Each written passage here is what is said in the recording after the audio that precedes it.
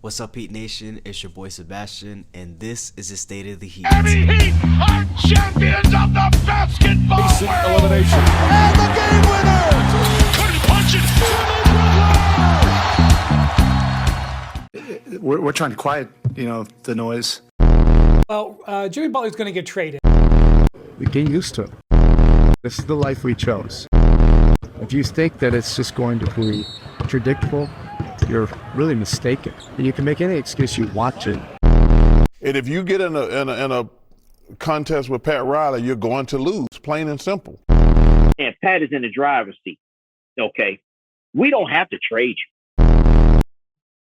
We don't have to trade you, and you still under contract. I understand you want to get traded, but you still got to go out there and not jeopardize games. You shooting a one-legged shot in the corner. When have you seen Jimmy Butler shoot a one-legged shot in the corner? One-legged? What kind of shot is that? Have you ever shot that shot? Do you work on that shot? The Miami Heat have suspended Jimmy Butler indefinitely. This is his third suspension just this month.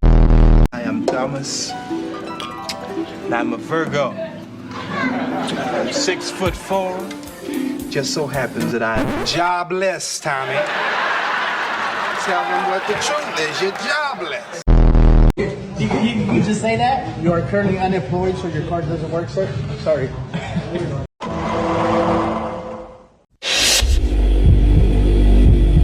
Welcome back. It's been 2 weeks, I think, since the last upload. I gave it a little bit of time and let things accumulate.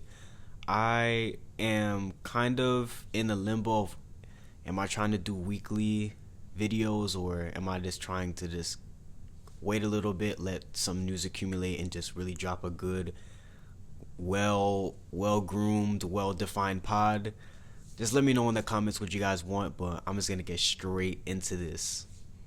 The Heat front office is playing hardball, and they are not playing. The last episode I talked about was I didn't think Jimmy was going to come back after 7-game suspension, and guess what? He did. And after he did come back from 7 games, it was not great at all. It was really just his body language stunk. He was wearing shoes with Suns colorways. He was just in press conferences, just shady, just like basically Jimmy kind of made the fan base almost turn away from him. And as crazy as that sounds, that's really what's going on. There are a lot of Heat fans that do not tolerate Jimmy Butler anymore. And I'm not trying to say that I am one of them, but I'm almost there. I love Jimmy Butler, and I forever will be grateful for all the things he's done for this Heat franchise. I was in the dark days, no Wade. We were watching terrible Heat basketball, bad hoops, the 30-11, 11-30 season. I've seen it all. And Jimmy Butler came here to Miami when we lacked a star. We didn't have a clear direction with this team, and he helped put us back into relevancy. We went to the finals in 2020, 2023, and it was a good run. It was a great run, but all good things have to come to an end, and I don't know what we're going to do, if he's going to be moved at the trade deadline or not, because there's a real possibility. I said this on Twitter the other day that Jimmy might be back. He might not get dealt at the trade deadline. And I know that the Heat, they lowered the asking price for him because they want to get a deal done.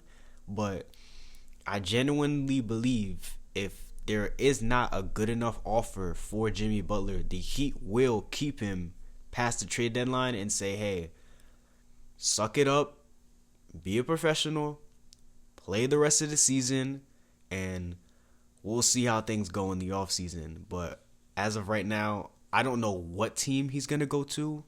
There does not seem to be a clear path to a team that's getting traded because the whole Bradley Beal situation is just absolutely terrible.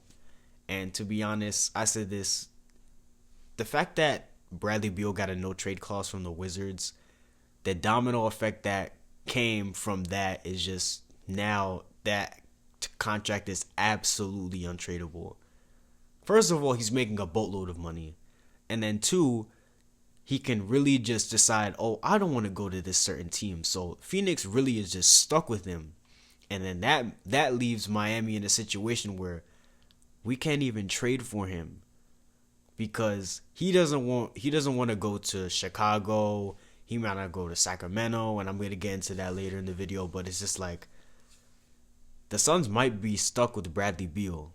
And I don't think that the Heat want to trade for him because they want to get like money off their books for 2026 free agency. And to be honest, I can really get into a whole video about that, of how free agency, obviously the CBA can factor into some ways that some players might hit free agency that we don't expect it to, but the Heat game plan should not be about trying to get players in free agency 2 years from now.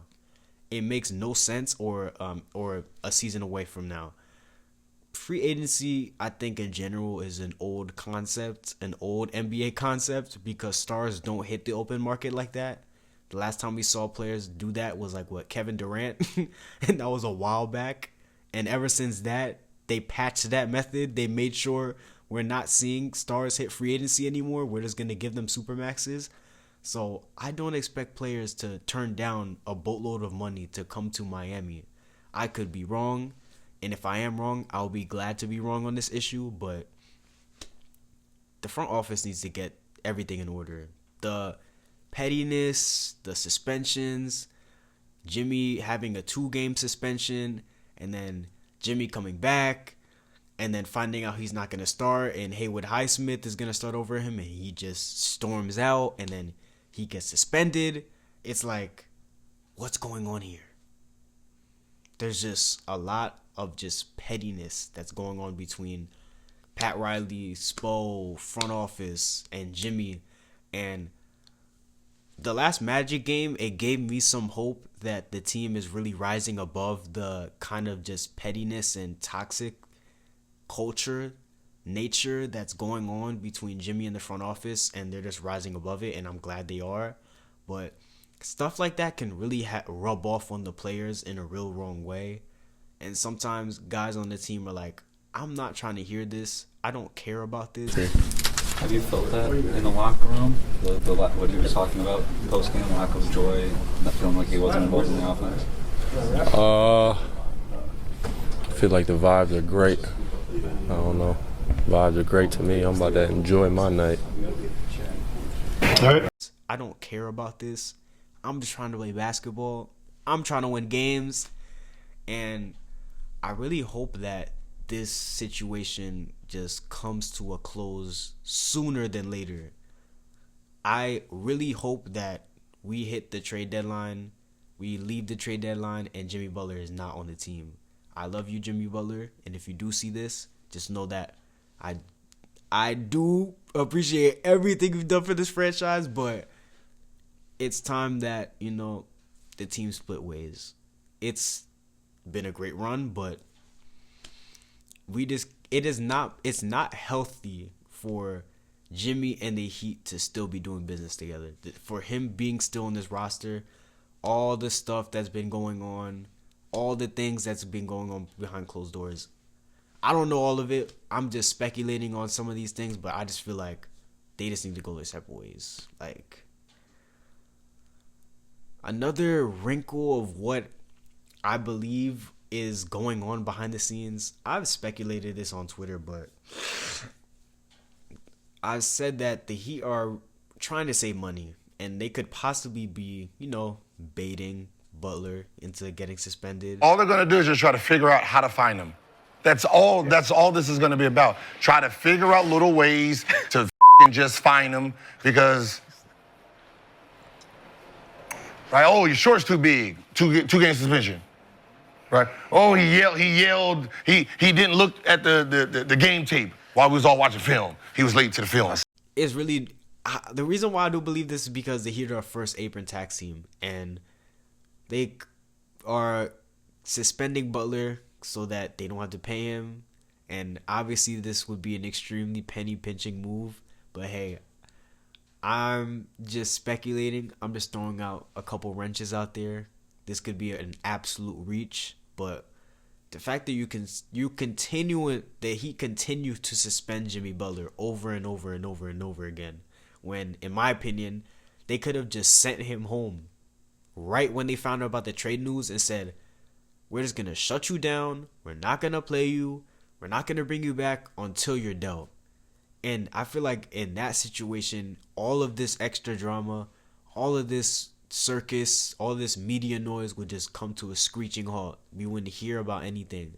But I think it's just annoying as Heat fans to hear Jimmy's getting suspended, or Jimmy might be coming back. Jimmy's getting suspended. Now Jimmy's suspended indefinitely. It's like, can we get closure and can we move on? Kel'el Ware has arrived and he's here to stay. And I'm all for it. I'm ecstatic about it. If you've seen the first 2 episodes of this pod, I've been raving about him already. And the fact that he started, and in the first 3 games of him getting the start next to Bam, 3 straight 20-point games. And then against Orlando the other night, chef's kiss. Amazing performance. It was like 19 points, 10 rebounds, 4 for 4 from 3. Yes, as a 7-foot center, 4 for 4 from 3. Good shooting form, the whole 9. 1 missed shot. And in my opinion, Kel'el Ware really has no ceiling at all. Like, this guy really is he's the real deal. The Heat really drafted another guy. And this time, I believe that he's really gonna be something big. Because obviously people were raving about the Jaquez pick, and Jaime's kind of taking a step back this year, but this guy Kel'el Ware, he's something special. Like, seeing him on the floor next to Bam, it's everything that we've been asking for and then some. And that's him playing this good already. And the crazy part is he went from getting DNPs to playing at this level off rip. Like, you would not expect a rookie to come from sitting out games entirely, not getting playing time, to whenever he's thrust into the starting lineup to thrive like this. He's been anything short of fantastic. And I'm sure that the Heat organization is patting themselves on the back for another great draft pick, but what the real talk is, the Heat are really gonna have a Rookie of the Year candidate, like a bona fide one. And I believe that if he keeps up this level of play, there is nobody in this rookie class that's gonna beat him out. And the fact that he started the race later than everybody else. Like, think about that. He didn't really play until December, like really getting minutes. And all the other rookies that were drafted ahead of him started in October. So they had a head start on him, and he's still going to catch up and lap everybody. So keep that into perspective, how crazy that is. And obviously, everyone would say that if Jared McCain didn't get injured, he probably would have been a runaway, and I do believe that too. But Kel'el Ware is the guy. And I really do hope that him and Bam continue to improve the chemistry with each other, because the lineup with him, Bam, Tyler, and Jovic, that lineup I believe is great. And I will get on to later on how that thing could change, but I believe that Kel'el Ware, Tyler Hero, and Bam Adebayo are the only untouchable players on this team at all. The fact that this early he has gotten that type of nod from me is crazy, because I'm one of the most level-headed Heat fans you're ever going to meet. Whenever I'm on Twitter, I objectively see both sides of the coin, and I do get fried for it sometimes. Like, I was really like seeing both sides of the Jimmy and Pat and the front office situation, and some people pushed back on it and some people understood, but In my opinion, I'm very level-headed. I keep everything pretty much even killed. I don't get too extreme. So like if I see that a player that's playing this well should not be traded, and I think that, and I've seen on Twitter genuinely that people believe the same thing, that Kel'el Ware should not be moved for anybody right now. There's too much potential and there's too much into it that Bam Adebayo has been truly unlocked as a power forward, because he can really play the role that he really wants to, and he can roam around and really disrupt plays. And then you got Ware that can protect the rim. That is everything we've been asking for. Everything. In this part, it's really about where do we go from here? Like, what is this team's direction? It's so confusing really understanding the scope of this team and kind of understanding where we're going, because it's so confusing. We don't know whether Jimmy will be here, whether he'll be gone, who's going to replace Jimmy, what other players will be gone. Like, we have no idea what the direction of this team is. It's really confusing, because we're seeing reports every other day about what team is possibly interested, what team can't trade for Jimmy. It's like, we don't know what a Jimmy trade will even look like. We've kind of made, I've seen people jump in the trade machine a billion times. We've seen a billion different scenarios, but we genuinely do not know what the final trade would look like, what teams would be involved in, etc. Because there's so many new wrinkles being thrown in the fold, so many things going on. It's just confusing. We could really leave the All-Star break with this same exact roster, which is wild if you really think about it. After all this mess, the All-Star break could pass and nothing could happen. That's really a scenario for Heat fans like to really think about, which is wild. Or we could go into the All-Star break and this team could just be flipped on its head. Like, we just look at this team, we're just like, what in the world just happened?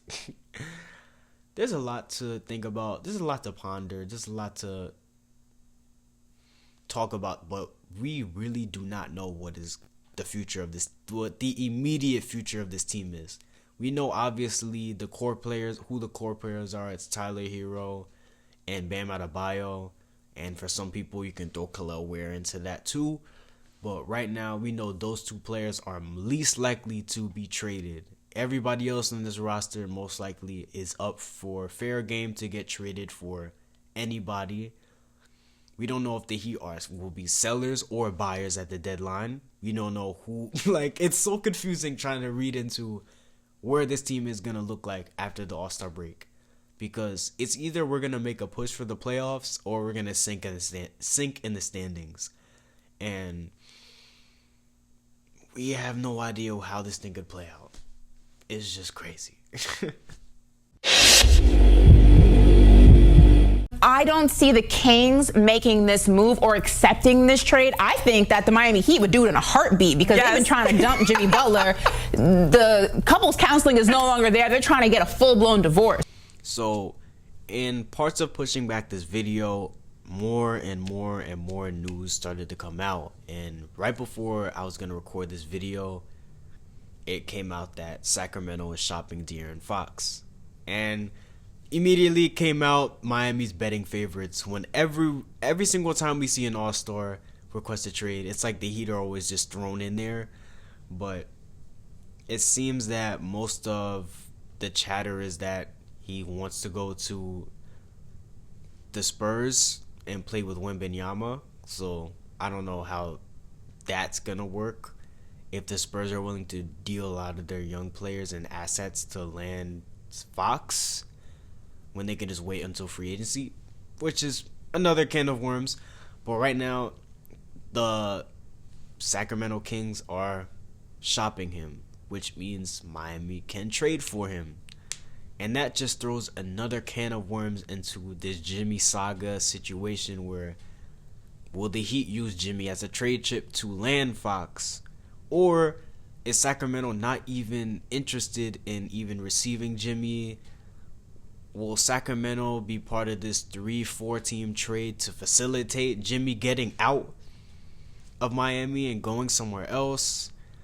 There's just a lot to unpack in this situation. To be honest, I think De'Aaron Fox is probably going to go to the Spurs. I don't know how it's going to happen, what players will be moved. I surely do hope that he comes to Miami. Pairing him with Tyler Hero, Bam Adebayo, Khalil Ware, and whoever they replace Jimmy with is a formidable lineup. And the only gripe that I have with this team is that we do not have a facilitating guard. We do not have a guard that can pass the bigs. Don't even get me started about Terry Rozier. I talked about in that last episode, he's been totally a shell of himself. He played unserious basketball, losing basketball in Charlotte with no expectations, and he comes to Miami and he does nothing. He has given us nothing. He played well before he got injured last year, but this year he's absolutely taken a step back. He's a net negative on the floor, and he went from being kind of a positive asset at first to being an absolute negative asset. Like, the Heat would probably have to get rid of a draft pick to get rid of him, which is sad. That's how bad he's playing right now. But the Heat lack a real point guard, like a guy that we could put next to Tyler Hero so that Tyler Hero doesn't have to play point guard. But that would be key. Putting some Kentucky boys in the backcourt, and then Bam would be very happy to get Fox on this team. I surely hope that we can make it happen without trading Tyler Hero, because Tyler Hero's playing the best basketball of his career right now, and I surely hope that the Heat are able to make this happen and keep him on the team, because the only real untradeable asset that I think that the Heat will not trade in any situation is Bam. Bam is the only player I think on this team that the Heat will certainly not trade, unless it's like Giannis becomes open for a trade or something like that, which I don't see happening, but you guys get the gist. But you look at my notes. Yeah, pretty much everybody on this roster is up for free game in this trade, except Bam, Tyler, and Ware. And Fox is really a guy who can give us scoring, give us some defense, give us some playmaking, and really step up this team all over, in my opinion, because we really do lack at the point guard position. We just don't have it right now. This has been a hole since, I would say, since Kyle Lowry got hurt. Because Kyle Lowry, before the hamstring injury, he still has some juice. He still gave us something. But once he had that injury, we've had nothing at the point guard position. Not enough productivity. It's just been bad basketball from the point guard position. And we need a change, and change ASAP. And finally, it's the pulse. The pulse of the fan base right now is really, we're frustrated. We're tired of the Jimmy antics. We're tired of the circus that's going on in Miami. We just want closure. We just want a direction. We just want to see the Heat say, this is where we're going, and we can all follow.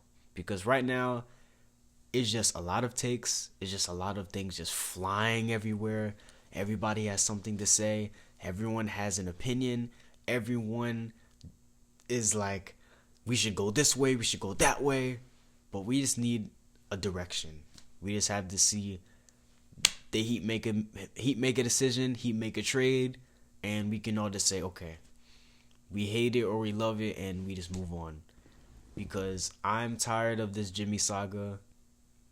Everybody and their mother in Heat Nation, everybody and their mama, tired of this Jimmy situation. Like, nobody wants this thing to keep dragging on. And I think that the longer that they hold on to this, the more chaotic it can get. I surely do hope that the Heat do their due diligence and make sure that whatever trade they do get, they get the best possible scenario out of it, because I do not want to come back next week and make a video, or next week or after the trade deadline, and make a video about the Heat getting fleeced in a trade. I don't want to do that at all. And I will cook Pat Riley real good if the Heat get fleeced in a Jimmy trade or a 3-4 team trade and they get the worst out of it. I don't want to make a video about that. So Miami Heat, lock in.